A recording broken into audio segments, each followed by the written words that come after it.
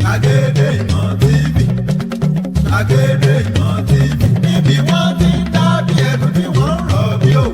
Gbàgede Ìmọ̀ TV, láti ń gbóhùn sáfẹ́fẹ́, láti ń dábí ẹ̀dùn tá ń rọ̀ bí òwú.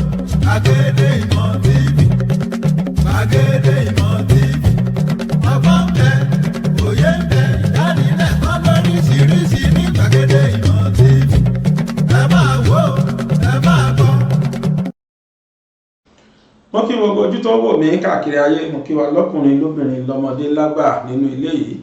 Mo kí wa pàápàá dé àsìkò yìí, àsìkò bójú ọjọ́ ti rí ẹdí ọdún bí bó ló ti rí lọ́dọ̀ yín. Ẹ káàárọ̀, ẹ káàsán, ẹ kúrọ̀lẹ́, ẹ káalẹ́. Ọ̀rọ̀ tó ń lọ náà lètò tá ẹ já sí lórí ìkànnì BGI TV, bàbá gbàgede ìmọ̀ tẹlifíṣàn. Ẹ wá kàn fìdílé tàbí kẹ́ fìdílé nǹkan kẹ́ẹ̀jẹ́ àjọ jẹ̀gbádùn ètò ọ̀rọ̀ tó ń lọ tòní. Lóòrọ̀ yìí, ṣé Yorùbá ní àṣìwí kò tó àṣìgbọ́, àṣìgbọ́ kẹ̀rẹ́ kò táṣìwí. Èèyàn lè sọ̀rọ̀ míì wí káwọn èèyàn kan ti tètè gbọ́ yé pé ibi tó ń lọ rí nǹkan tó fẹ́ sọ ló ṣe mistake ni. Ẹlòmíì dẹ̀ lè sọ̀rọ̀ dáadáa kó jẹ́ ni tó ń gbọ́ ló ṣì gbọ́. Ọ̀rọ̀ tó ṣẹlẹ̀ lánàá tí mo pe àwọn ọmọ Yorùbá ṣàkíyèsí, àwọn kan ṣì mí gbọ́.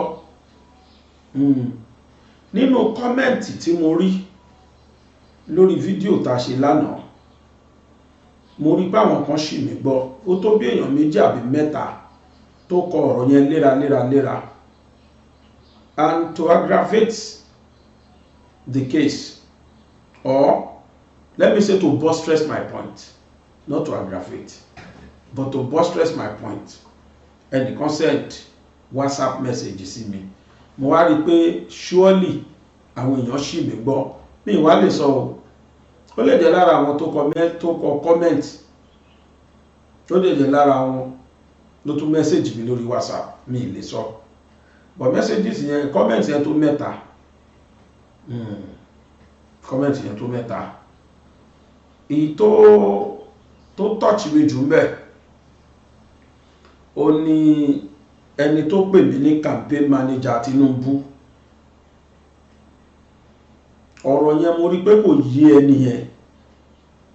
Ohun tí mò ń sọ ní ti pátápátá mo rí pé kò yé ẹni yẹn rárá. Mi kìí ṣe campaign manager Tinubu o. Rárá. Bí mo ṣe ń bá yín sọ̀rọ̀ yìí, mo tún fi Ọlọ́run tó dá mi mo fi búra sí wípé àti ẹ̀rẹ́ èèyàn lọ́ọ̀kan o pé tọ̀hún ló dúró yìí o. Mi lè sọ ọjọ́ tá pàdé ní Mọ́kà, bóyá inú hòtẹ́ẹ̀ tá wà ní mọ́sálásí tá wà ní hòtẹ́ẹ̀ yẹn, bóyá Tinubu wá wà bí àbí kò sí, ṣùgbọ́n mo fojú mi ráti kù. Mo dẹ̀ mọ̀ pé Tinubu wà around bí mo ṣe gbọ́. That was 2022 nígbà tí wọ́n wá tàwa funfun ní Mọ́kà.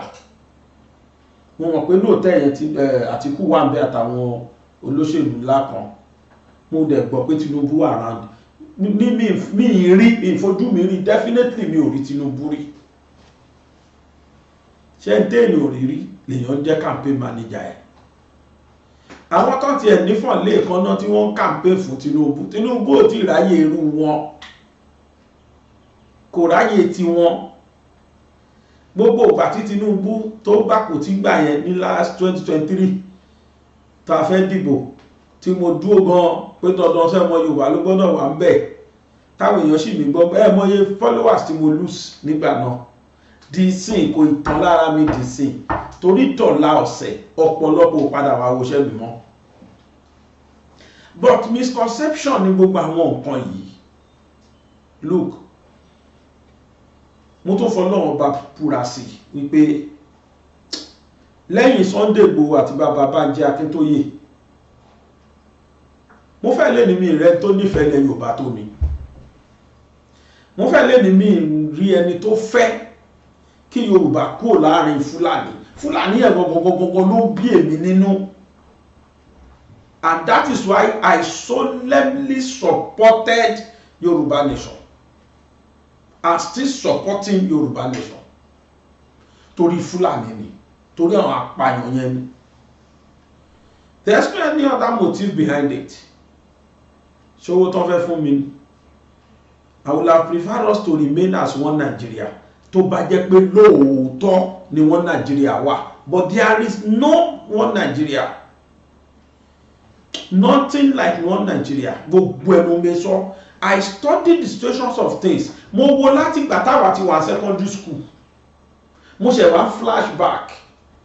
Mo wo gbogbo tú tí wọ́n pa fáwọn northerners àti tí wọ́n ṣe fáwọn àtàjẹ́ south. Mo rí pé a kì í ṣe kan náà.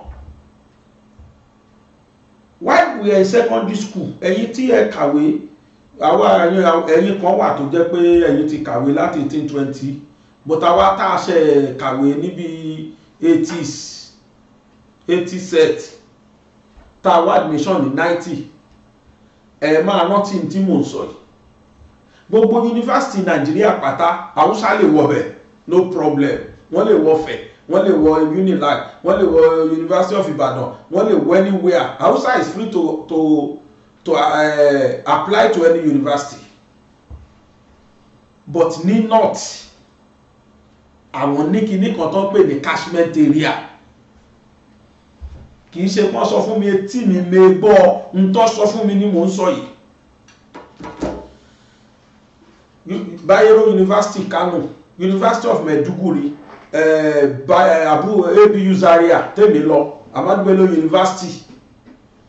Gbogbo àwọn schools yìí pátá ni wọ́n ní catchment area. Kàn lè kú gìrì kẹjọ ọmọ Yorùbá kẹwàá kú gìrì wọbẹ̀ rárá.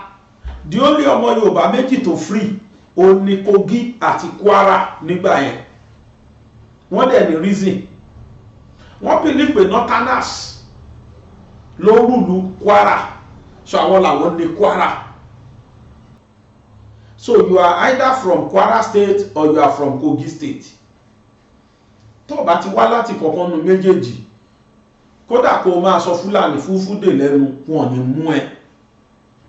Tí jàmbù bá fún ẹ ládùmíṣàn àwọn máa reject ẹ. Mo fojú mi rí lédi yù ni, mo fojú mi rí báyìí. Brother náà wá látẹ̀kọ̀. Ó gba 298 as I think. Wọ́n fún ní medicine. Jàmbù fún ní medicine. Àjọ kírun nu mosque kan náà ni. Odidi ọ̀sẹ̀ mẹ́ta ni brother yẹn lò. Ó so hostel mi rí pàápàá. Odidi 3 weeks ni brother yẹn lò. Wọ́n reject ẹ̀ kó padà gain admission ẹ̀. Báwo lè mi ṣe wọlé? Ìyàwó àbúrò dáàdì wa kan wà tó fẹ́ ọmọ Kwara tó fọmọ Ìtakúdìmọ́ àbí ó dà pé Ìtakúdìmọ́ náà lọ́dọ̀ wọn. Ibẹ̀ náà lọ claim fún mi kí n torí ABU wọ̀. Wọ́n dẹ̀ padà lé wá dàmú ní certificate ọ̀wọ́ àrígbà. Number 1 tí mo flashback sí nìyẹn. Yorùbá ò lè wọ university lọ́dọ̀ tí wọn àfi kó jẹ́ bóyá wá láti ògbé north, wọ́n bí ẹ sí north, or ó sáà ní romance pẹ̀lú north, ó lè wọ school wọn. Number 1. Number 2, wọ́n láwọn ní catchment area. University wọ́n láwọn ní. N tó dẹ̀ padà ṣẹlẹ̀ náà ní university yẹn nìyẹn láyé Abacha. Wọ́n pè nìkan ní Daniel Saro, òun ni VC wá ń gbà ẹ̀. Ẹni tẹ́ bá wò mí tẹ́ lọ sí ABU. This case was bóyá 93 as I think. N tó lé wa dànù l'ABU nìyẹn. I was in final year mo fi diploma wọlé, àwọn wà 400 level. Wọ́n lé wa dànù. Wọ́n ní gbogbo ẹ tí ò bá fi jáàbù wọlé kán lé wọn dànù. N tán fi fìyà jẹ wá nìyẹn. Kí ló fà á? Àwọn Haúsá láwọn, àwọn Northern láwọn ní ABU.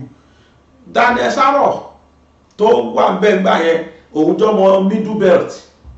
Wọ́n ní dandan àfikún lé ọmọ ẹ̀ méjì ló l'accident tó kú. Kò sí tí ò ṣẹlẹ̀ tán. Abacha support wọn pa. Àfìgbà tán lé. Babangida ló wá padà ẹnìkan tó dé pé Abdulsalam abẹ́nìkan ló padà fún máa yẹn ní ambassador. He was a military officer. Àwọn military rádà ni wọ́n fún máa yẹn ní ambassador kan tó wá gbé military officer wá military ló wá padà ṣe VC gbà náà tentatively. So bẹ́ẹ̀ta wá Ìbàdàn UI nǹkan kan ọmọ Haúsá ń wọbẹ̀ bó ṣe wù wọ́n, àwọn ọmọ northerners wọ́n ń wọbẹ̀ bó ṣe wù wọ́n, pẹ̀lú kí wá ní result tó fi wọlé.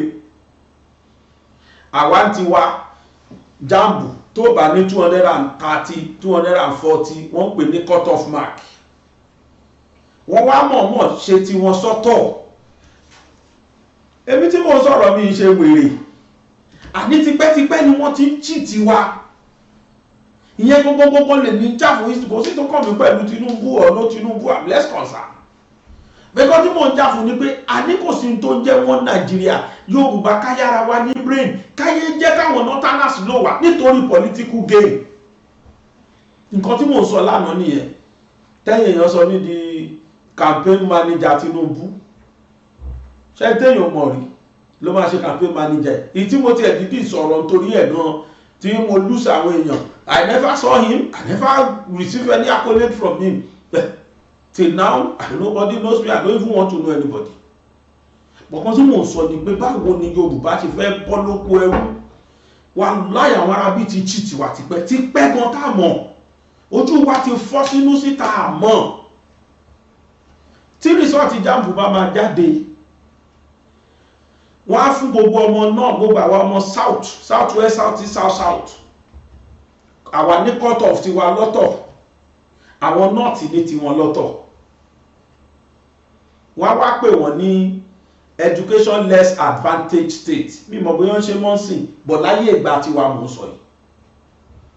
Wọ́n ní education less advantaged state. Gbogbo university ilẹ̀ Yorùbá pátá ló ní. I couldn't imagine. Àwa ń consider àwọn ọmọ tiwọn, àwọn lé àwa dànù. Kẹ́yìnlẹ̀ wá láti Ogun State ẹ̀fẹ́ wé bí you for where? Kẹ́lẹ̀ wá láti Lagos State ẹ̀fẹ́ wé bí you for where? Highest tẹ́ máa rí nísàlẹ̀ wa ISU Ìlọrin Emirates Central Union lè bọ́mù Ògùn iṣẹ́ yá lébi you. Please, I stand to be corrected. Tá a bá rẹ́ni tó lọ sí Ahmadu Bello University tàbí BUK tàbí University of Maiduguri tó jẹ́ àwọn core north university tí wọ́n bá ní ọmọ Ògùn iṣẹ́ yá tàbí ọmọ Ọ̀yọ́ kìíní kan tàbí ọmọ Oǹdó kìíní kan kan sọ fún wa.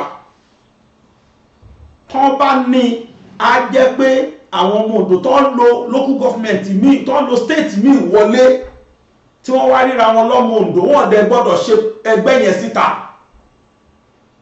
Torí wá lé yín wá lẹ́ẹ̀kì ṣe wà láti catchment area àwọn.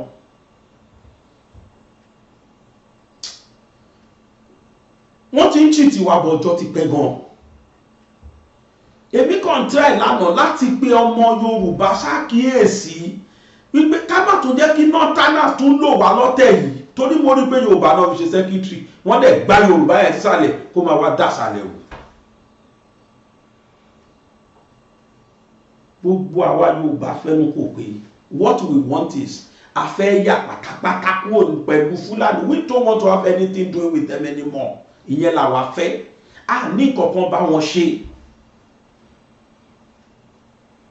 Tí Rànmí bá jẹ president, oríṣiríṣi lẹ máa rí move, oríṣiríṣi movement lẹ máa rí látọ̀dọ̀ Fúlàní. Bẹ̀tà wọn bá jẹ president kò sí wàhálà.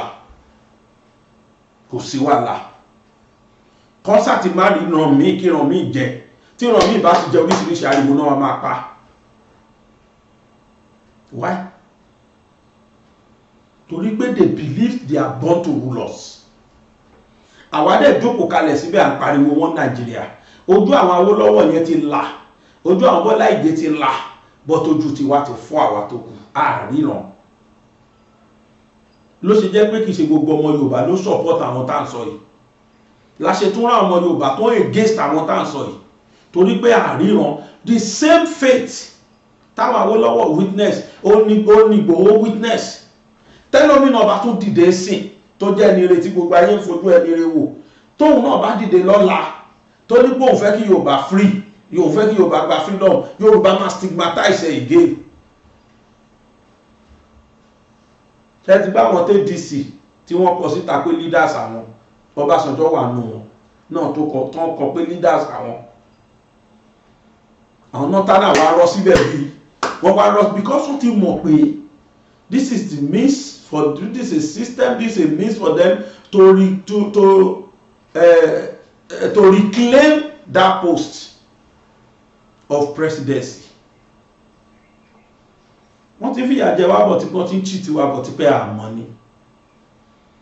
Mo jókòó dọ́kan mo recollect padà pé ẹgbọ́n director film director sọ̀rọ̀, no VC said anything, no lecturer said anything, none of us said anything, we don't even look at it, we don't even know, we even thought it was normal.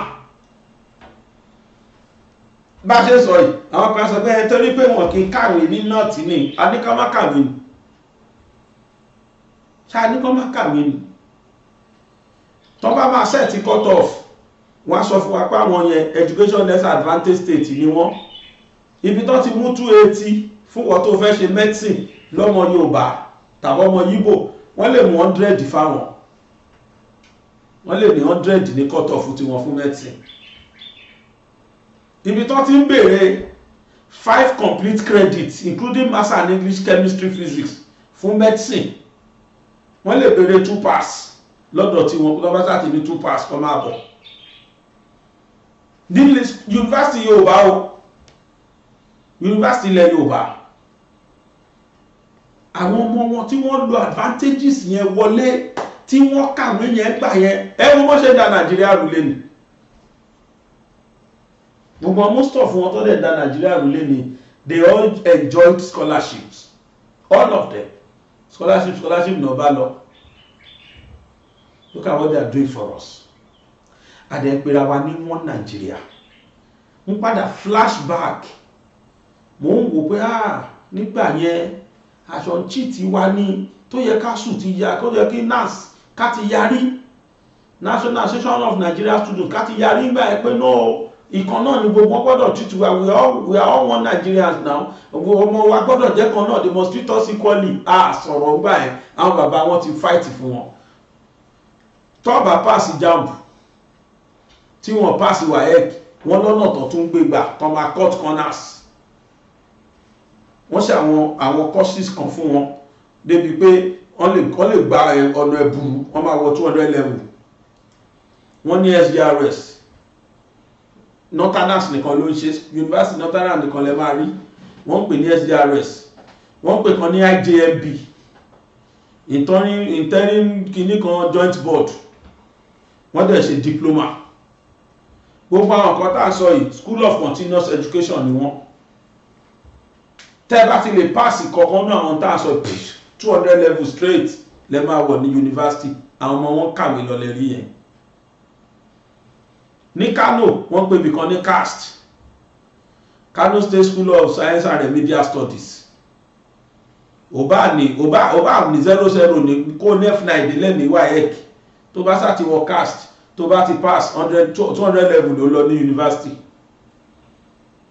sá ti jáde secondary school bí gbogbo wọn ṣe ní káàkiri àwa Yorùbá àti Igbo dandan you must pass JAMB you must pass WAEC you must have 5 credits otherwise ẹmọye ọdún ta fi jókòó ta fi retí WAEC ẹmọye ọdún ta fi jókòó ta fi retí JAMB àwọn ọmọ tí wọ́n ti ń báṣẹ́ lọ tẹ́ bá tó wá graduate ọ̀hún tó ń kọ́ the best places tó available Nigeria best vacancy wọ́n ní advertise wọ́n mọ́ ìmá fira wọn sí Central Bank ní NNPC ní kìníkan ní àwọn ọmọ wọn ló máa kún bẹ́ẹ̀ ẹ lọ wo Federal Ministry ẹ lọ s'Abuja kẹ́ lọ wo ministries kẹwàá àwọn wo ni ló ní largest population ẹ lọ wo wọn àwọn ọmọ wọn lẹ máa bá bẹ ọdẹ ti gòkè wọ́n ti dé kú ọ̀gá torí bọ́n ṣe graduate ìgbà ẹ̀nà fi wọ́n sí àwa fẹsẹ̀ gbálẹ̀ àwa ṣẹ́kiri adẹ̀ ni wọ́n Nigeria. That is why I want us to separate totally from these people.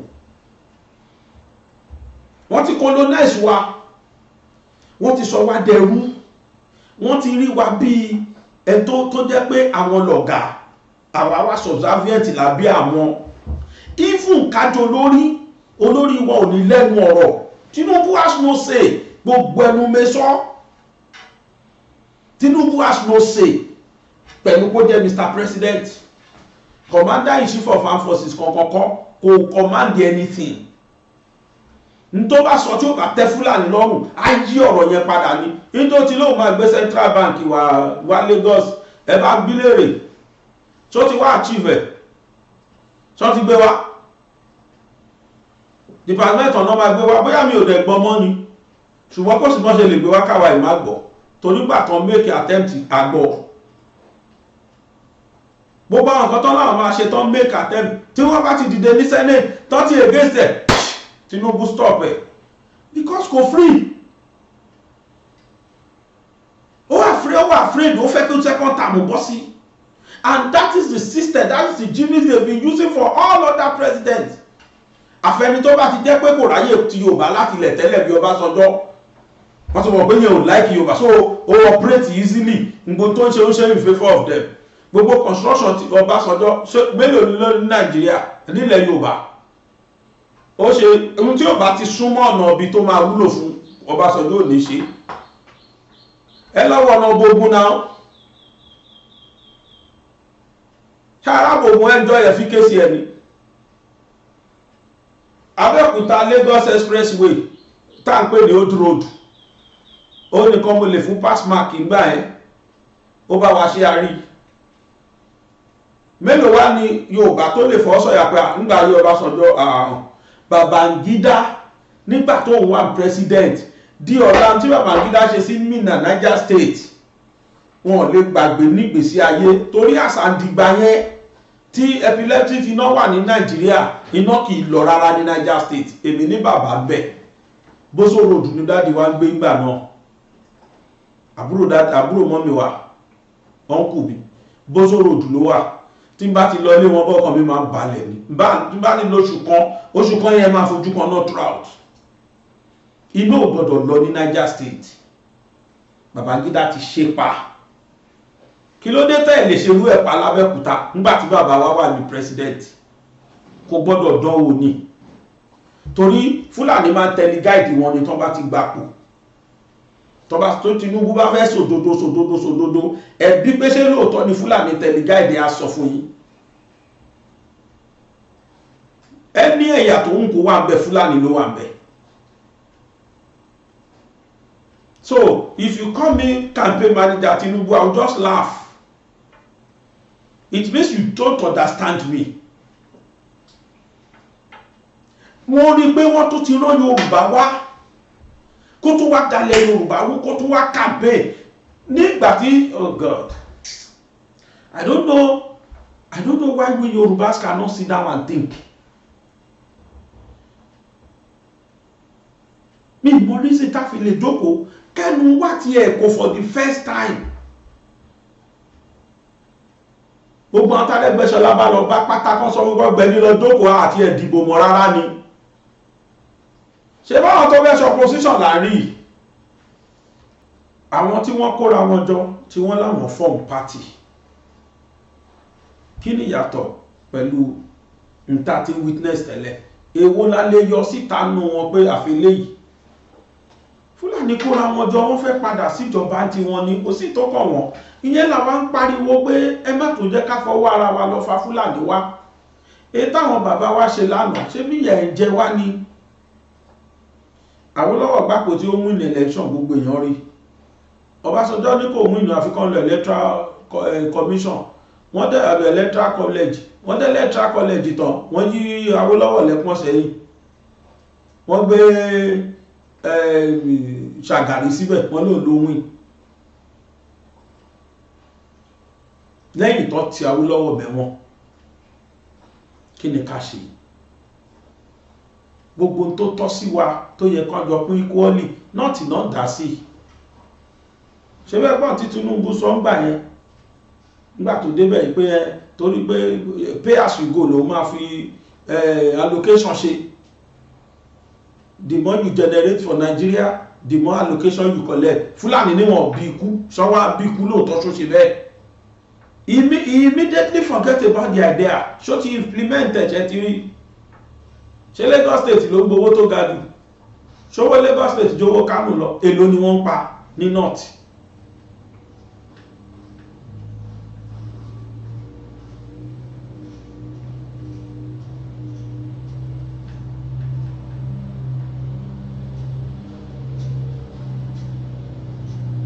nígbà pé máa tó wó kìíní yẹn náà ló tó ṣe kó yẹ̀pẹ̀ kọjá blọọkì ló ń bọ̀ ẹnìkan ló ń kọ́lé ẹ̀ lókè yẹn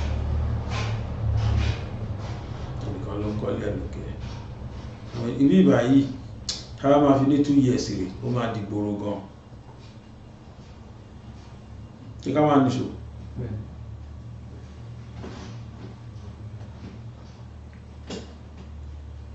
gbogbo bá dé náà tí ọmọ tí ó sọ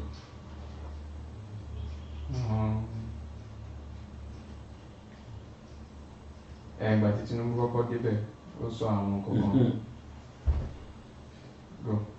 ṣe ti wá rí kó ṣe bẹ́ẹ̀ ṣe rí kó lóhun kó tiẹ̀ dasọ mọ́ rárá ṣe Kánò owó wọn ó ti wá kéré pátápátá èló ni wọ́n rí èló náà rí bẹ́ẹ̀ ló ni wọ́n ń gbà ní north èló ni wọ́n ní Nàìjíríà ń pa lórí north èló ni wọ́n fún wọn bẹ́ẹ̀ nígbà tí Tinubu rí pé no this is not right ó try ẹ̀ kó máa ṣe sọ́tí wá ṣe wọ́n máa panu wọn ni torí pé Fúlàní ti ṣe gbogbo àwọn nǹkan yẹn lẹ̀ fúnra wọn àwọn northerners ti ṣe gbogbo àwọn nǹkan yẹn lẹ̀ fáwọn ọmọ wọn ìyẹn lèmi rí ni mo fi sọ pé èmi náà support kí Yorùbá pé kí Yorùbá kó láàrin ní gbogbo ọ̀nà ló yẹ ká fi kó láàrin wọn because kò sí nǹkan tó ń jẹ́ wọ́n Nàìjíríà ok àwọn ẹni ìwà gbọ́ngbọ́ngbọ́n kóra wọn Johnson ṣó yẹ ká ní Yorùbá kọ̀ọ̀kan tí ó support wọn bọ́pá tó lè jẹ́ pé olóṣèlú ni wọ́n kò sí tó kó olóṣèlú pẹ̀lú péran àpò tí wọ́n tó máa favour wọn personally ni wọ́n máa ń dù so I will not blame any olóṣèlú tó jẹ́ Yorùbá tó join wọn gbogbo àwọn tí wọ́n kóra wọn jọ yẹn pátá ẹ lọ wo profile oníkálukú ta ló free nínú wọn talẹ́ tí ò ti bá wọn ba Nàìjíríà jẹ́ nínú wọn talẹ́ ní tí ò kó wa débi tá a wà yínú wọn ṣé David Mark ni tó tẹ̀yẹ kí Yorùbá máa ní nǹkan kan ṣe pẹ̀lú David Mark mọ́ ìbò June 12 David Mark wà náà tó dàbò June 12 nù nígbà ẹ ló wà ní military ló wà ní brigadier general fọ́tò ẹ̀ nìyẹn òun ló dídí ó wà náà tó dídí sọ fún Babangida point blank declare that June 12 I will kill your family if I see that Abiola I will kill him I hate him with fault àwọn statement tí David Mark make nìyẹn nígbà yẹn while he was in military ó wà náà tí wọ́n da ìbò June 12 nù irú eré wo wà lájá bẹ́kùn ṣe bẹ̀tẹ̀ olóṣèlú jẹ́ àwọn kan tí wọ́n nírònú rárá àwọn kì í ro dáadáa kan lú wọn kò sí tó kàn wọ́n pẹ̀lú ìlú wọn yìí tó kàn àwọn ní àpò wọn àti ipò tí wọ́n fẹ́ dé olóṣèlú máa ń tètè gbàgbé ọ̀rọ̀ àná àwọn kì í rọ́rọ́ bí tòun kò sí tó kàn wọ́n even kó ṣọmọ òwú ló wà mẹ́ so lóyìn jẹ́ pé tí mò ń try láti sọ fáwa Yorùbá nìyẹn in tó amazed me nìyẹn that o ti jẹ lórí ewé o ti mu lórí ewé pé ayé mọ̀ ẹ́ lé ní ìwà Arẹ́gbẹ́ṣọlá àwọn olóṣèlú àwọn Tinubu ìnà ayé ṣe mọ̀ ẹ́ you now turn back again gbogbo yẹn ò tí ẹ̀kan èmi mi ń sọ olóṣèlú tí mò ń try láti sọ ni pé kò tọ́ sí ẹni ọmọ Yorùbá kan kó máa lóhùn bá Fúlàní jọ ní nǹkan kan papọ̀ you are helping Fulani to achieve Fulani agenda again bàbá gbogbo ẹ̀yin tẹ́ bá ràn Fúlàní lọ́wọ́ láti padà sípò president ní kóyákóyá báyìí wọ́n bọ̀ wá lágbára Ọlọ́run wá jí yín gbé wá já ọmọ yín gbé o ẹ ní escape ẹ̀ gbogbo ẹ̀yin tẹ́ bá ràn Fúlàní lọ́wọ́ láti tún padà sípò tẹ́ ràn wá lọ́wọ́ ká kúrò láàrin wọn wọ́n á gbé yín wá gbá àwọn ọmọ yín àwa náà dẹ̀ béèrè pé where are the cows bí táwọn kan béèrè nígbà tán pàpà Fáṣọ̀rántì ẹ sọ pé Fúlàní ló pa where are the cows àwa náà béèrè pé ẹni Fúlàní ló jí wọn pé where are the cows àwa aráàlú náà béèrè ló ṣe yẹ ká jọ fúnra wa ní brain ìsìn they want to go back there at all cost kí wọ́n àwọn ọmọ kan tún lè rò Fúlàní lágbára sí agagaga so yẹ kí ẹrù fàáyí máa lẹ́nu ọ̀rọ̀ ká tó rọ́mọ Yorùbá kan tí ó máa lóhùn bá ṣe nǹkan kan papọ̀ ẹ ti rí pé àporó ni wọ́n jà. Mo sọ orúkọ wọn lánàá, ADP, Associations of Disappointed Criminals. They are all criminal, they have all been disappointed. Ẹ̀yin náà ẹ wo wọn náà, Àtíkù òun ti bá kò títí kò wọlé, ó wà disappointed. El-Rufai torí pé wọ́n fún yẹn ní ministerial post, ó wà disappointed. Òun dẹ̀ ló kó Fúlàní wọ Nàìjíríà. Mo gbàgbé orúkọ ọkùnrin, ma ní kọ́ show fídíò kan fún wa ń sìn tí Délé Fárótìmí sọ nípa ẹ̀. Ìkan nínú àwọn ẹni tó jẹ́ secretary, national secretary APC ngbà ẹ̀, the man said it fáwọn báyìí. Ó dẹ̀ sọ gbogbo countries táwọn ti lọ kó àwọn Fúlàní yẹn wọlé. Máa yẹn àti El-Rufai wọ́n jọ papọ̀ lọ kó àwọn Fúlàní wá ni.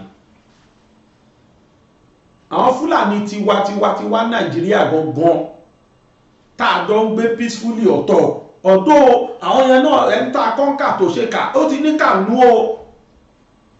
Àwọn yẹn náà ti ní tí wọ́n nú o. Wọ́n wá túbọ̀ rí àrà tí wá rọ bọ́ǹbù lọ́wọ́ sí, wọ́n gbọ́dọ̀ wá explode. Wọ́n ti wá jọ explode. So olóṣẹlẹ̀ káàrí àwọn tí wọ́n kó nígbà tí wọ́n wà nípò tí wọ́n kó Fúlàní wọlé. Ṣé kọ́ tún Ọlọ́run ló mọye Fúlàní tó tún máa kó wọlé ń sìn torí wọ́n fẹ́ gbàjọba lọ́wọ́ Tinubu. Pàṣọ tán fi nàyà lé, ṣé wọ́n tún ní padà fi nàyà wò? Wọ́n ṣe bẹ́ẹ̀ fún Goodluck Jonathan torí wọ́n fẹ́ gbapò lọ́wọ́ Jonathan at all cost, wọ́n kó Fúlàní wọlé. Géèmù tán tún gbá yìí nísìn torí wọ́n fẹ́ gbapò lọ́wọ́ Tinubu, wọ́n tún bóyá Fúlàní tó tẹ̀ máa kó wọ́n tẹ̀ tí kó wọn wọlé ọ̀rẹ́ ní ṣe bá rí wọ́n túbọ̀ ń pọ̀ sí ni. Ìyẹn níbì kan wà lọ́nà láàrin Benue síbì kan, ó ní gbogbo àwọn mílítì wa ló mọ̀ pé helicopter máa wá já ìbọn lẹ̀ fún wọn bẹ́ẹ̀. Who is encouraging you? Ara àwọn factors, ara àwọn point tí mo kà pọ̀ rí tí mo fi against ká sì máa continue pẹ̀lú àwọn Fúlàní as one country. We have nothing in common with them. Northerners generally, I don't want to know, don't want to care if they are Hausa or they are Fulanis. I'm less concerned. Let Yoruba leave Nigeria. Pàápàá jùlọ the Northerners. Ká má ní kankan ṣe pọ̀ mọ́ wọn rárá, ó ní solution sọ̀rọ̀ wa. When people usually ask, of all what you have said so far, then what is the solution? The solution is let Yoruba live. It's high time ká live, ká kúrò láàrin wọn. Tí àbádọ́ ìjọ tán ti ń pa àwọn èèyàn, tán ti ń jáwé èèyàn gbé, tán ti ń gbowó ńlá. Nígbà táwọn ọmọ Mali ò kì í ṣe ọmọ country wọn, ẹ̀rì tó táwọn ọmọ Mali fi wọ́n pa. Àwa náà lè fi wọ́n pa tó bá wùwà pẹ̀lú àwọn military tiwa tí wọ́n bá ṣèṣì evade the country wa. Believe me, I have no reason for supporting Yoruba nation, but the most reason tí mo fi support is not major. Most reason tí mo fi support Yoruba nation is because I just want Yoruba to leave this Fulanis alone. Bíbá wọn gbé pọ̀ is very dangerous to our health. It's very dangerous to our life. It's very dangerous to our upcoming children. The unborn children are going to suffer the same the kind of sufferness we suffered in their hands. Gbogbo iṣẹ́ tó yẹ káwa ṣe wọ́n káwọn Northerners sí. Àjọ máa graduate ní o, ṣùgbọ́n máa ṣáájú wa ríṣẹ́, àwọn máa kọ ẹ̀bẹ́ tó apply kiri, àwọn ní mú wa. Ṣáwọn ọmọ Central Bank lọ ṣiṣẹ́ ni? Àbáwà lé ìwọ NNPC. Àwọn ibi iṣẹ́ ńláńlá tó wó ńláńlá wà, kẹ́ tó mọ tó ṣẹlẹ̀, ẹ ti rí wọn bẹ̀. Ẹ lọ sí parastatals, ẹ lọ sí ministries. Àwọn lè máa bá ń bẹ̀ kiri. Ẹ máa gbọ́ dáńdàgbó kìíní kan, dógóyárò kìíní kan, ewúro kìíní kan, orúkọ wọn burúkú yẹn lẹ́wọ́n máa gbọ́ ń bẹ̀. Bóyá lẹ́yìn èèyàn bí 100 ẹ̀rí Yorùbá kan àti Igbo kan, and they must be well connected. Hausa does not even need to know anybody. Torí pé tó lọ bá lórí síìtì yẹn ọmọ ìlú ẹ̀ tó bá ti ṣèdè sára wọn gbọ́ ẹ̀ tó kù ti fail interview. Mí yẹn tẹ́ bá ti ẹ̀ gbọ́ rárá. La ṣe gbọ́dọ̀ rorí ní Yorùbá ṣe gbọ́dọ̀ mọ kí la fẹ́. Ká má tó jẹ́ kí wọ́n lo ọmọ Yorùbá against wa. Mi kò sí tó kàn mí pẹ̀lú campaigning for anybody. Ìta ṣe ní 2023 kí la bá bọ̀ bẹ̀. Kí la bá bọ̀. I'm less concerned. Kò kàn mí. Me campaign, me need to campaign for anybody. What Yoruba want is that tá bá slack, tá bá jẹ́ kí Fúlàní tó padà sórí ipò, tá dẹ̀ sì wà Nàìjíríà pẹ̀lú wọn, tí wọ́n tún máa jẹ́ president lé wa lórí. Tẹ́ bá ń gbọ́ yá sọ pé ó ti lọ. Ara àwọn nǹkan tó ń bà mí lẹ́rù. Délé Fárótìmí gbàgbé òkè. So as I started thinking about these, I remembered the narratives offered by Kawu Baraje, former National Secretary, I believe, of the APC. This is reported in Business Day of the 2nd of August, 2022. Baraje was speaking at the occasion of his 70th birthday. And he said, on record, that in the lead up to the 2015 election, they, as the APC, imported Fulanis from Sierra Leone, from Mali, from Senegal, from Niger, and from Chad. He was very specific. He did not mention any other ethnic nationality. He spoke specifically of the Fulani. He said they imported Fulanis from Sierra Leone, Mali, Senegal, Niger, and Chad. I'm not sure if we had influxes from Equatorial Guinea or if the ones in other parts were equally invited, but it was specific. And in 2015, a rabid Fulani redentist and a Muslim fanatic was elected president of Nigeria. Baraje was very, very clear in also saying that the people they invited, they also harmed. Let me repeat myself.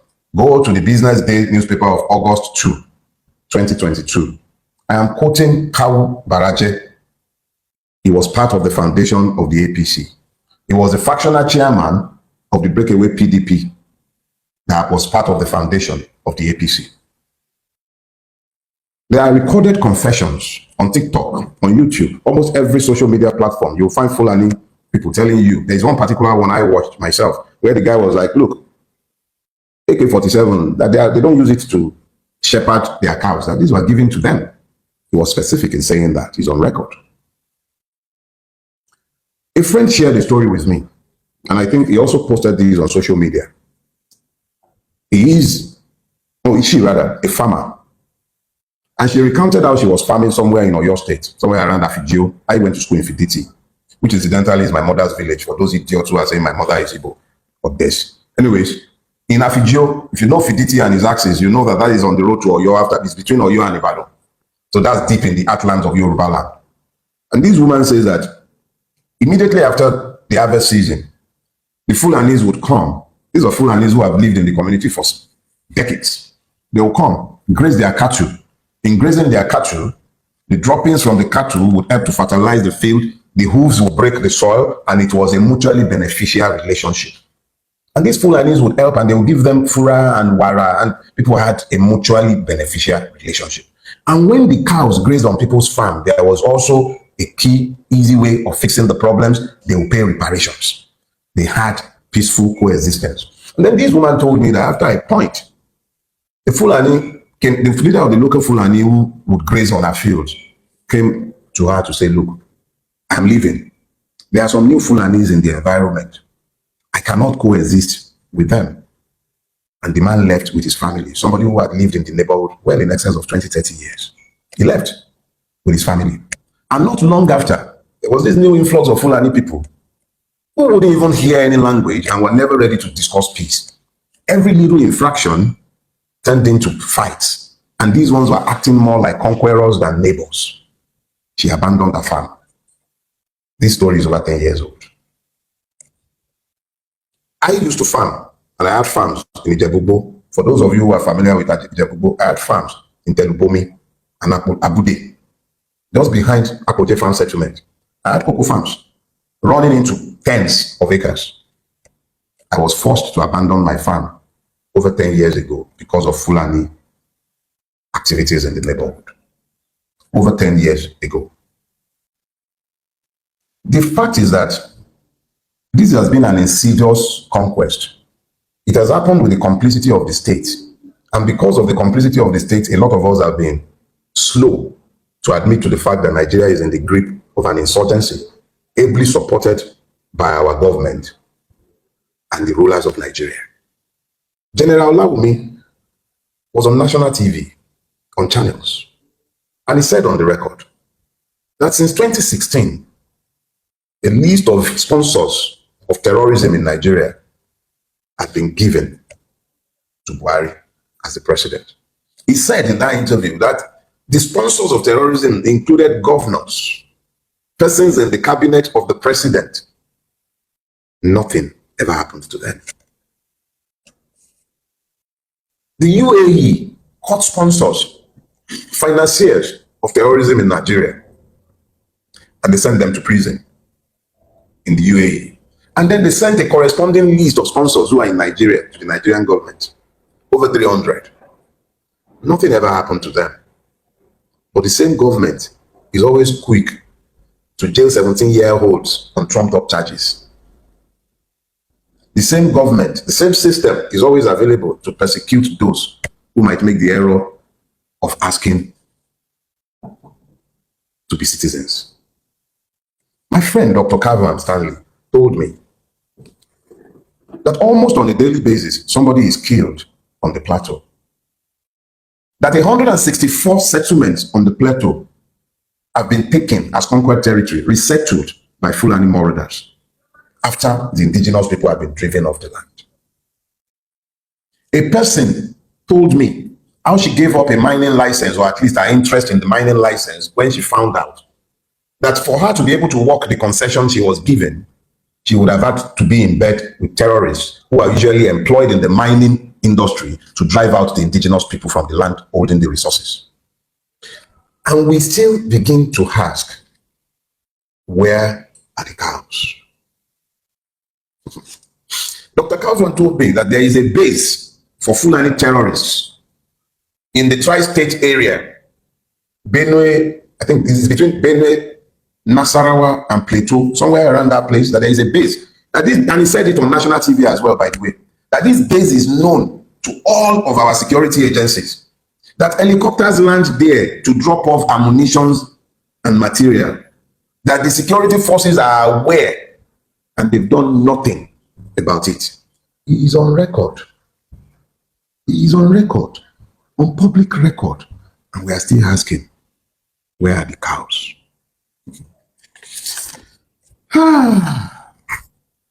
In this last week, I came across the interview given by the old soldier, Brigadier Kogun. Brigadier Kogun. He was on Edmond Obilo's show, and he was talking about his experience as the Amotekun Corps commander in Oyo State. General Togun spoke of the difficulties and challenges that were placed on his path by those who were determined to ensure that he did not succeed as a corps commander.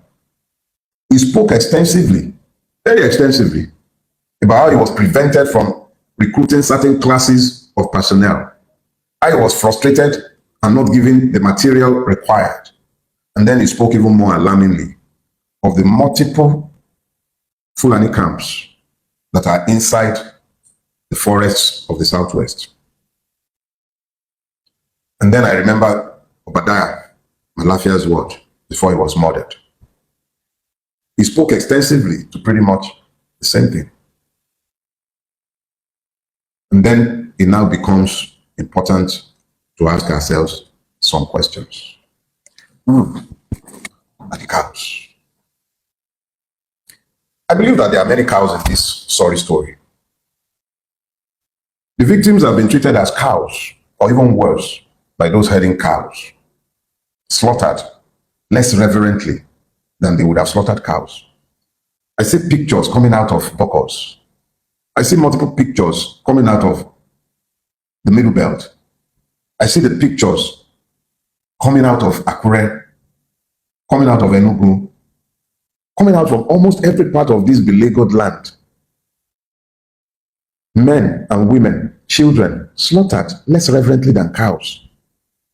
So we, Nigerians, who have been denied citizenship, are the ones who have now been reduced to cows.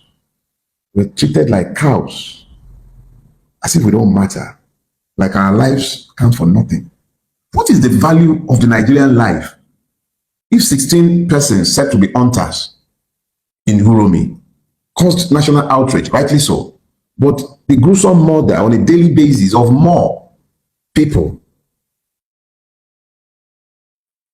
has been normalized as though they are not humans? A state exists. Its president is on a vacation in France, even working vacation in France, but the president of France is visiting Egypt. Make it make sense to me, because I don't understand these things, but in the country that the person governs or pretends to govern, people are being slaughtered with nary a reaction, and we are still asking, who are the cows? Apparently, the Nigerian is less than a cow in the eye of the Nigerian state. Much less than a cow. When they ask where are the cows, maybe we should begin to look in government houses for the cows, because even if you hate us so much, shouldn't you worry that the country you are pretending to govern has been turned over to foreign invaders who are brought in for political purpose? How long do you think this cycle that you have energized is going to last before there is a blow up? Exactly how long do you reckon it's going to last? Everywhere you turn, people are being slaughtered. Truth is, I would like to say like cows, but the cows would appear to have primacy over human beings in the Nigeria that has been built under the watch of the APC. There is nobody else to blame for this. This is on the table of the APC. This is not just about Tinubu. It's not just Tinubu. It's the APC. Everyone, and when I say APC, a lot of those who are responsible for this have left APC today. They've gone back to their PDP or they've gone to the SDP, like that short monkey from Kaduna. Where are they today? All over. So essentially, this has been done with the sanction of the political class. Nigeria is under attack. Let's be clear.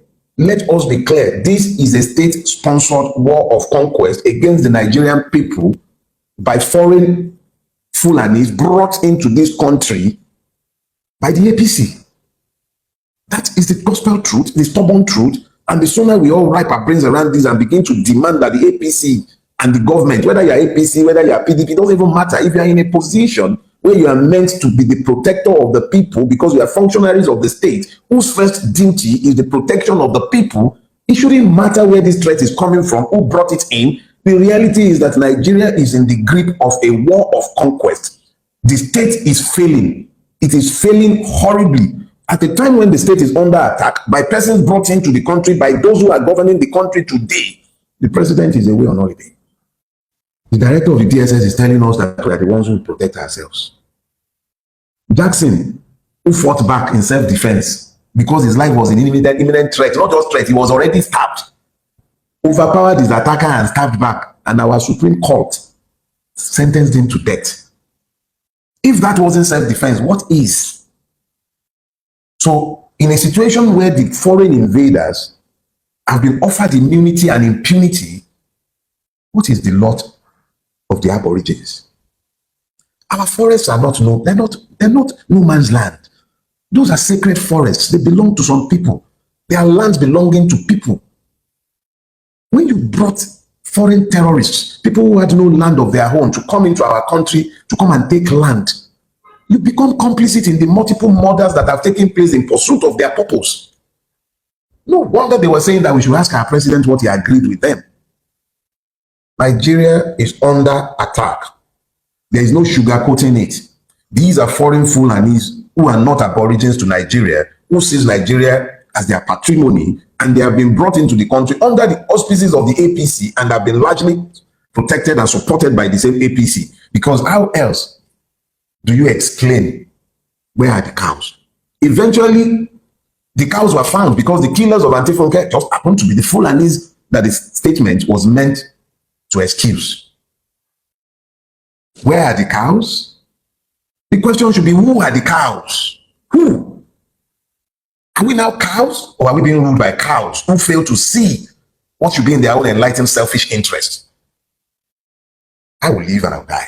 Some people will live and they'll die. All of us will live and someday we'll go, but what we have done will live beyond us.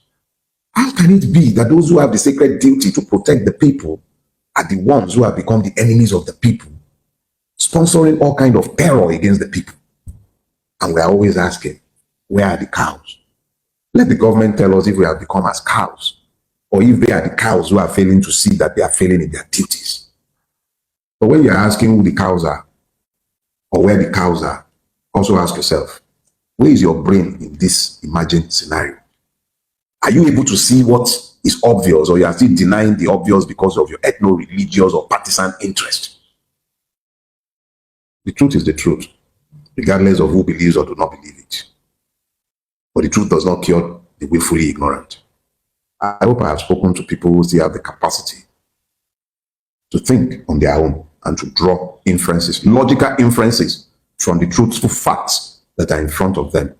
La fi mobile lẹ̀kẹ̀ la fi mọ̀ jòyè èdè wa làmì ìdánimọ̀ wà pẹ̀lú ìgbìyànjú kéde Yorùbá kó má dohun ìgbàgbé kó má dohun àfisẹ́yìn tí egun fi sọ ọ̀mọ̀wé Gbénga Fágbọnú ti kó jáde dictionary Yorùbá aláwòrán kúnlẹ́kàkì okùn fọ́fọ́ láti ìbẹ̀rẹ̀ dógún ló ṣàtúpalẹ̀ àwọn ọ̀rọ̀ Yorùbá tó ta kókó dictionary Yorùbá ti wà jákèjádò ilé ìtajà àti ilé ìtàwé jákèjádò àgbáńláyé fẹ̀yìn tẹ́ ẹ fẹ́ rà tàbí tẹ́ ẹ fẹ́ kó lẹ́kọ̀ọ́ janturu ẹ̀yin tẹ́ wà ní United Kingdom ẹ̀jẹ̀ kò sí ìyáàfin Dorcas Amusan Fagbonu ní 119 Little Houghton Lane Bradford BD5 OHT tàbí kẹ́ pè wọ́n sórí ẹ̀rọ ọ̀bánisọ̀rọ̀ yìí +447401222557. ẹ̀yin tẹ́ ẹ wà lórílẹ̀‐èdè Amẹ́ríkà ẹ máa pọ̀ sí ọ̀gbẹ́ni Olúọ̀ṣọ́ṣọ́yà ní 601 Cypress Station TR Unit 510 Austin Texas tàbí kẹ́ pè wọ́n sórí ẹ̀rọ ọ̀bánisọ̀rọ̀ +175727735552. ẹ̀yin ti Europe ẹ kàn sí ìyáàfin Mary Buckner Eriksbo Bisbo Ostergaard 3242434 Angel Gogibog City ní Sweden tàbí kẹ́pẹ̀ wọ́n sórí ẹ̀rọ ọ̀bánisọ̀rọ̀ yìí +4673832929. ẹ̀yin torílẹ̀-èdè Nàìjíríà ìrọ̀rùn ló bá dé o ní ìpínlẹ̀ Ògùn ẹ máa kàn sí bàbá gbàgede ìmọ̀ tẹlifíṣàn tàbí kẹ́pẹ̀ wọ́n sórí ẹ̀rọ ọ̀bánisọ̀rọ̀ yìí 08130662361. ẹ̀yin ti ìpínlẹ̀ Ọ̀yọ́ ẹ pè ọ̀mọ̀wé Victor Taiwo sórí ẹ̀rọ ọ̀bánisọ̀rọ̀ yìí 08126923916. kò ṣeé mẹ́ni ní o fún gbogbo ọmọ Yorùbá o. káàbọ̀ padà dictionary wa ó sì wà fún títà fẹ́ni tí ẹ bá ní interest lé lórí new account tá à ń lò ní opay òǹdàlẹ̀ ń lò ẹ sanwó sí opay yẹn kẹ́ send receipt ẹ̀ sí mi ẹ bá send ẹ̀ sí First Bank àwọn èèyàn ṣì send ẹ̀ sí First Bank ọ̀dọ̀ kò sí wàhálà o tẹ́ bá máa send ẹ̀ sí First Bank náà kò ní sí wàhálà but mo prefer kẹ́ send ẹ̀ sí opay yẹn yes mo prefer kẹ́ send ẹ̀ sí opay so ẹ pe nọ́mbà mi nọ́mbà yẹn lè rí lójú wòran yẹn kẹ́ ẹ sọ fún mi bí báyìí báyìí la fẹ́ kó wá ìjọ tá a bá dẹ̀ máa gbé wá kẹ́ ẹ jẹ́ kí nọ́mbà yín wà available tó bá wà available kẹ́ ẹ mú dání lẹ́nìí sì á pe èèyàn kan tí ẹni ẹlẹ́ni tá a rán kó lọ mú wọn fún wọn ní park láti 7 to 9 a.m. ó lẹ́ni yẹn fi jókòó kalẹ̀ á pe nọ́mbà yìí tí kò gbé kò yẹ kó rí bẹ́ẹ̀ o à ní lè fi rán mọ́tò tán bàtẹ́gbà gbé kọ́ so tá a bá ti fi tẹ́yìn àtòní mọ́tò bá jọ sọ̀rọ̀ a mọ̀ kó ti wà ní savers hand ìyẹn la lè fi ránṣẹ́ torí tọ́lọ́run Ọlọ́run á ṣe dáadáa fún wa 29,000 ní fẹ́yìn tẹ́ bá fẹ́ rà á now ṣe gbọ́rọ̀ káwọ́ gbàràjé bó ṣe táṣìírí pé àwọn làwọn kó àwọn Fúlàní ẹ̀sùn wọlé ẹgbọ́n tó gbọ́n sọ pé oko òun àbádọ́n ẹni torí Fúlàní tá bá wá kúrò láàrin Fúlàní yẹn tá bá wọn ṣe mọ́ tí wọ́n dá wà nílùú tí wọ́n tá dá wà nílùú tiwa ṣó burú ni kò tèmi fi àsìkò yẹn pé Yorùbá fún lánàá nìyẹn mi campaign fún Tinubu and I have no reason whatsoever to campaign for him. I have no reason whatsoever to campaign for him. Ẹni tó wà ńbẹ̀ tí mi ò tá mọ̀ pé wà ńbẹ̀, why should I be campaigning for him again? But kan tá ń sọ ni wípé ká má fọwọ́ ara wa fa Fúlàní wa tó wọ̀lú wa while we are still in Nigeria.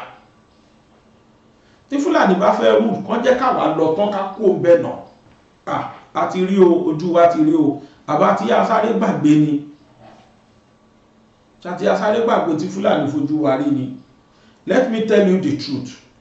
Pẹ̀lú gbogbo táwọn wèrè yẹn ṣe táwọn Fúlàní ajínigbé yẹn ṣe ń sìn wàláì àwọn chiefs àwọn olórí àwọn àmì tó jẹ́ Yorùbá tó jẹ́ Fúlàní wọn ò fẹ́ kí àwọn àmì wa fọwọ́ kan Fúlàní yẹn wọn ò fẹ́ kán pa wọn wọ́n sì fọkàn pé go and dialogue with them they repent amrọ̀bà ṣe lọ́ máa káwọn amrọ̀bà ní ọgbà ẹ̀wọ̀n kẹ́ni kan wá repent kẹ́dẹ̀ gbà wọn sínú iṣẹ́ àmì kan máa káwọn náà lọ máa jagun fún wa ọ̀pọ̀lọpọ̀ amrọ̀bà àbẹ̀ṣẹ́wó lámrọ̀bà ṣẹ̀ tó ti táwọn Fúlàní dánwò yìí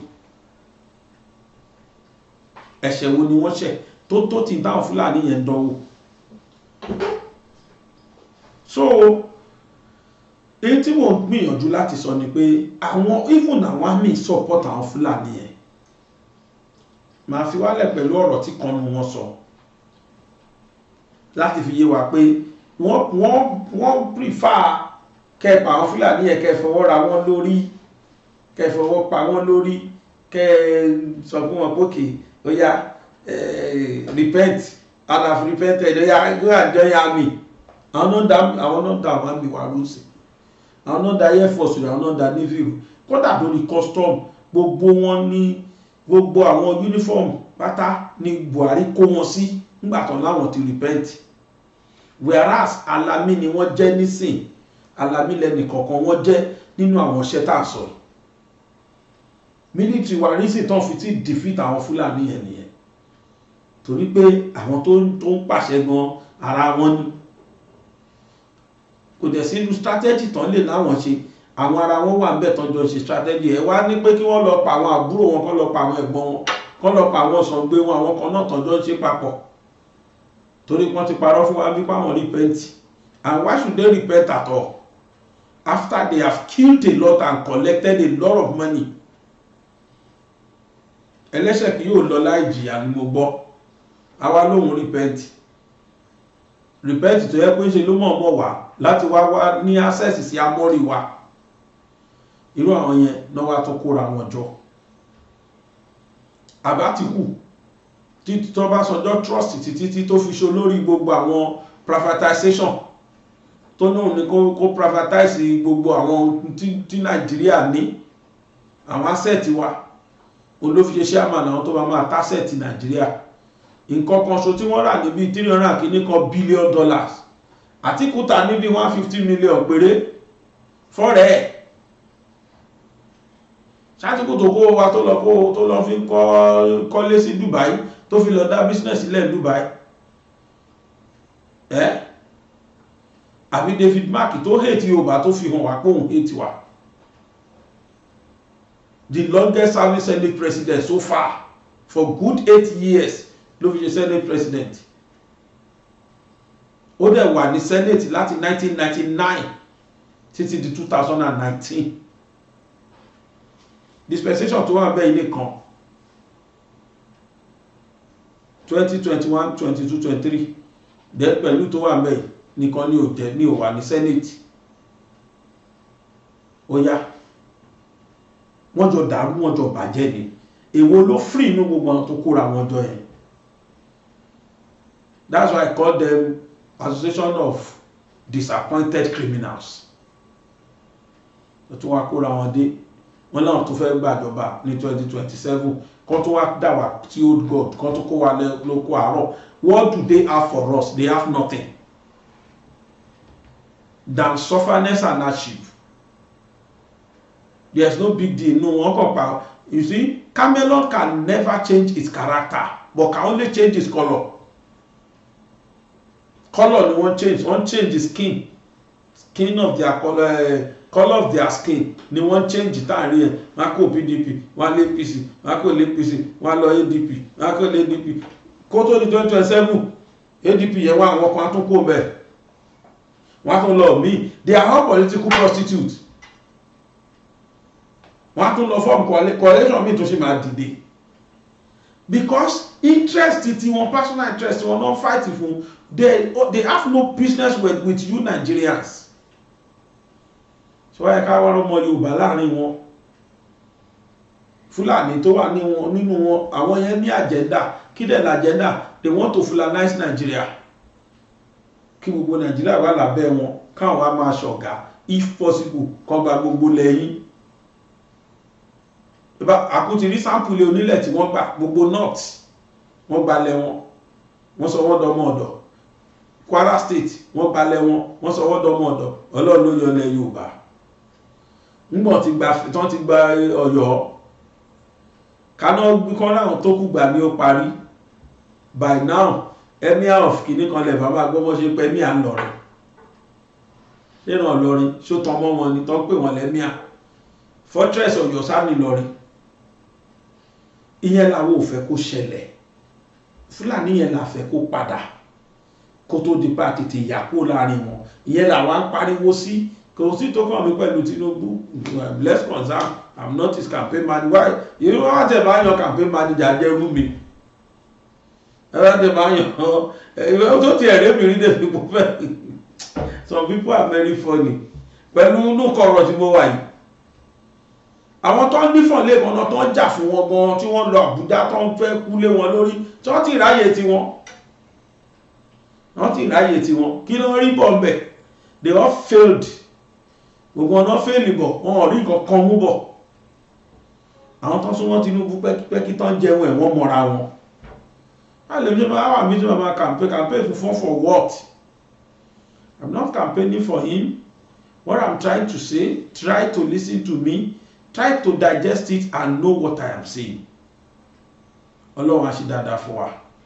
Ẹgbọ́n kan tí máa náà mi yẹn máa ń sójà yẹn ẹgbọ́n kan tó sọ ká lè mọ̀ pé géèmù gan ifá tó tẹ̀ ń dùn mí nípa ẹ̀mí àwọn ọmọ wa tí wọ́n fi tàǹfàlà. Ẹ̀mí àwọn ọmọ wa tó ń padà nù. Ẹ jẹ́ ká gbọ́ tí máa yẹn sọ. Boko Haram should lay their arms unconditionally and be accepted in the community. Opportunities are out there for them. They can be rehabilitated. Gentlemen, I will never forget the statement of the CDS, where he said, God will judge our enemies, because forgiving a terrorist is left for God, but fixing the appointment with God is our responsibilities. Now, I don't know if the CDS have power over Brigadier General Abdulsalami or Abdulsalamu, or Brigadier General Abdulsalamu have power over the CDS. But I must tell you, as a Nigerian citizen, if any officer or any security personnel tells you that negotiating with terrorists or forgiving a terrorist is an option, that is absolutely unprofessional.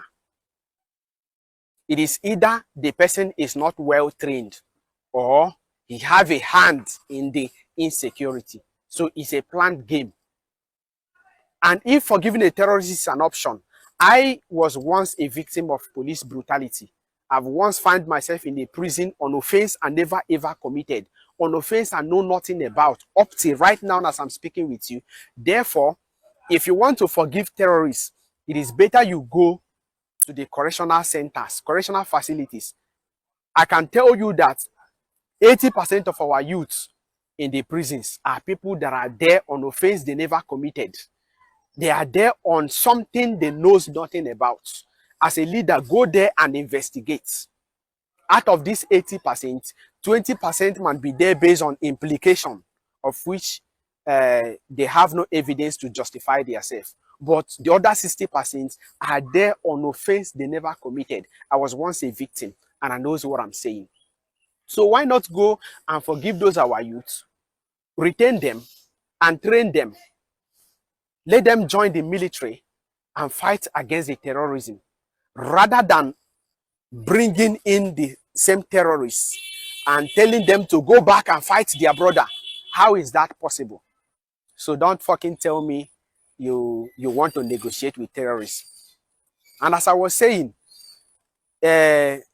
Brigadier General Abdul Salami is telling you that Boko Haram have position in the country and even in the military, whereas CDS that controls the armed forces is telling you that only God can forgive our enemies. Forgiving them is only left for God, but fixing the appointments with God is our responsibility. And the Brigadier General is telling you that Boko Haram have position in the country and even in the armed forces. Then who is fooling who? If CDS can say, and a Brigadier General will revise it and tell you that Boko Haram have position in the country, then who is fooling who? And who have more power than the other? Let's ask ourselves questions. Agede ìmọ̀ TV.